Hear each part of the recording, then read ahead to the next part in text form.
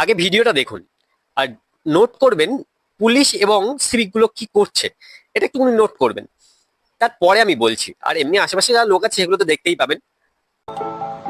যদি তোর ডাক শুনে কেউ না আসে তবে একলা চলো রে।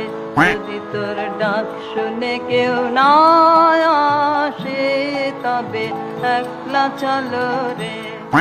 তবে একলা চলো, একলা চলো, একলা চলো, একলা চলো রে।